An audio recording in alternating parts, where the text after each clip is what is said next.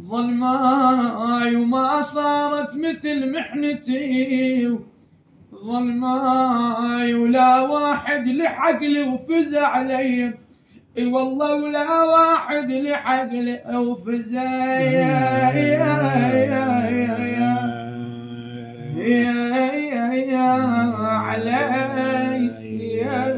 يومين ما انسى عقيلة علي، يومين صدت للنجف وتصيح، يا من ترد للنخاك بس درد لي، اي والله يا من ترد للنخاك بس درد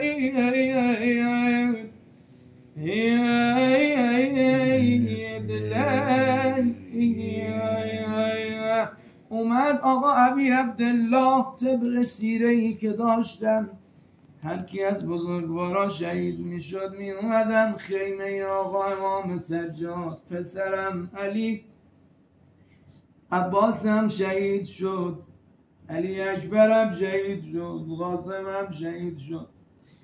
آقا امام سجاد میگه یه دفعه دیدم آقام ابی عبدالله به هم ریختن، خیلی هم به هم ریختن.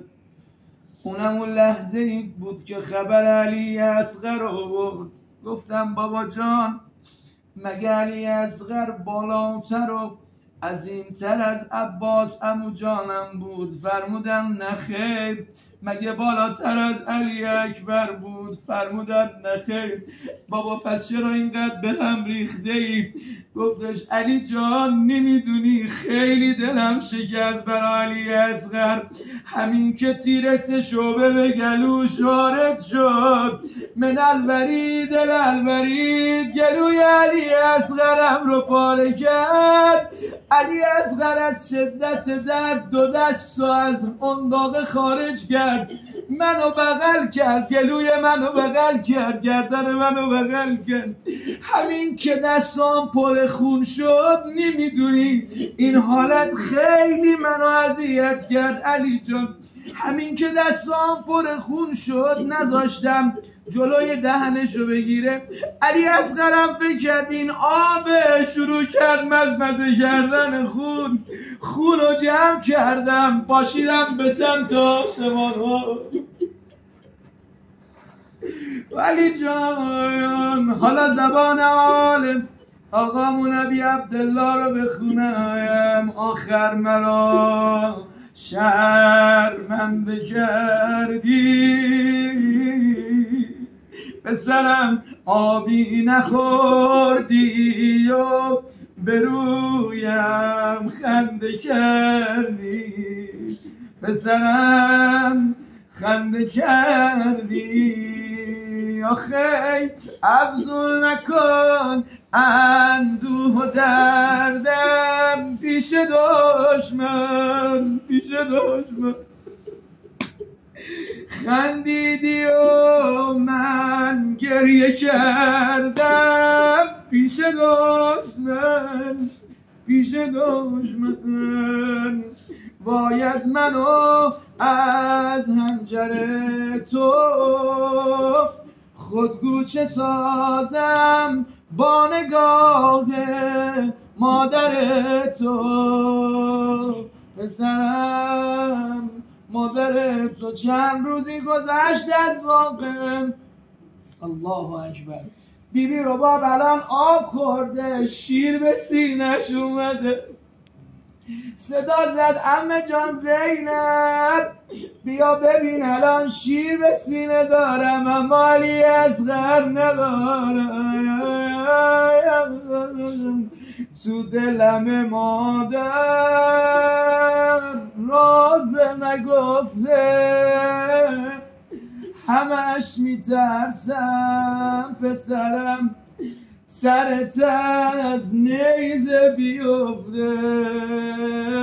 وای جواب خدا رو چی میدن؟ سر شیرخوارم و بریدن، امونه.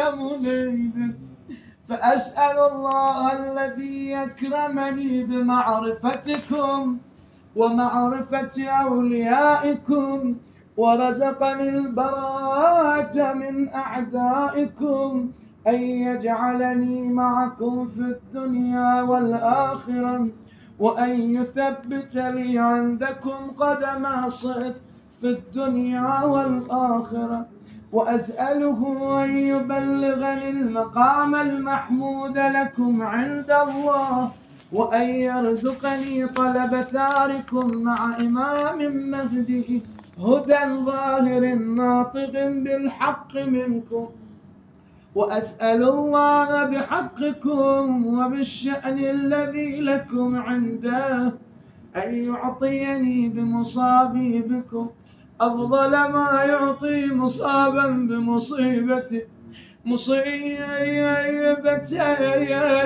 ما أعظمها وأعظم رجيتها في الإسلام وفي جميع السماوات والأرض. اللهم اجعلني في مقامي هذا ممن تناله منك صلوات ورحمة ومغفرة.